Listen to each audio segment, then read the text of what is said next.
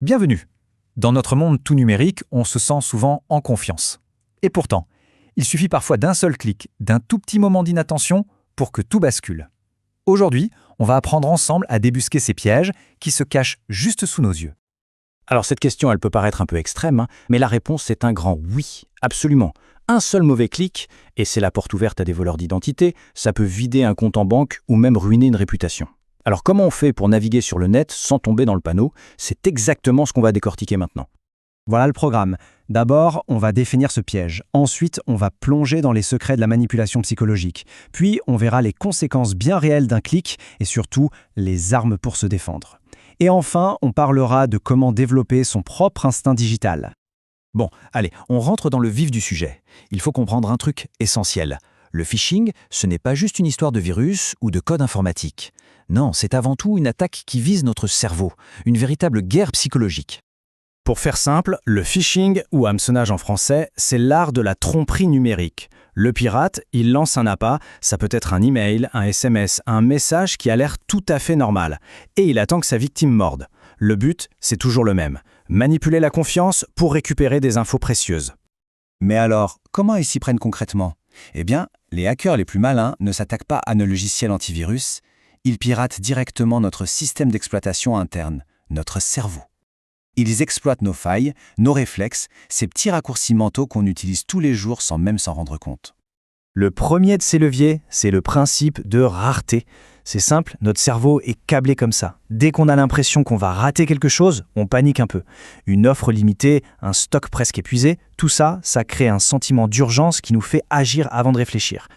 On a tous déjà reçu ce genre de message, pas vrai? Agissez vite. Cette pression, elle est conçue pour une seule chose, court-circuiter notre esprit critique. La peur de passer à côté de l'affaire du siècle nous fait oublier le plus important, se demander si c'est bien réel. C'est une manipulation d'une efficacité redoutable.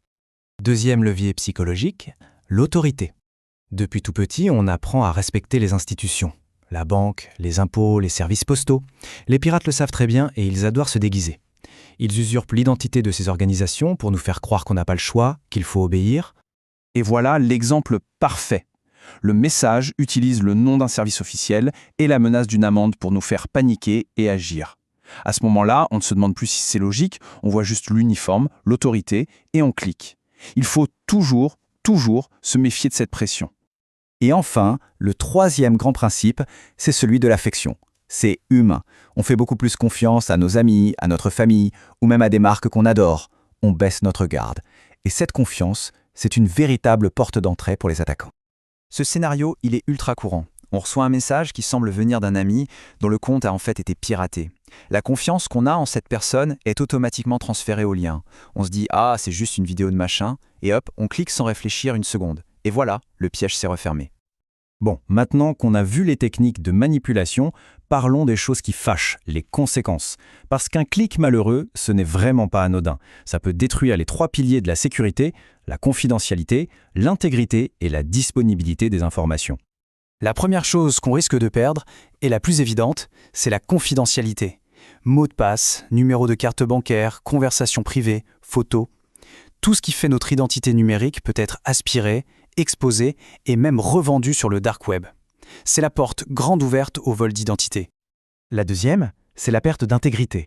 Là, l'attaquant ne se contente plus de voler. Il modifie les informations.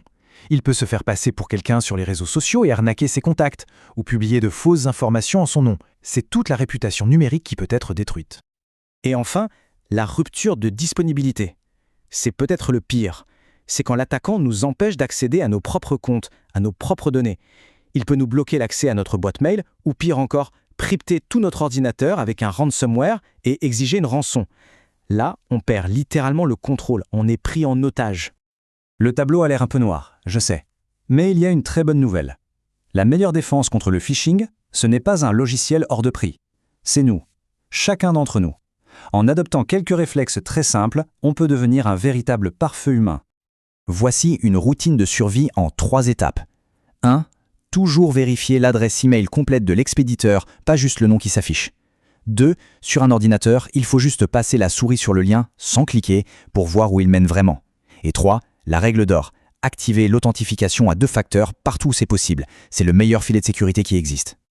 Regardez bien ça, tout se joue dans le détail, la subtilité.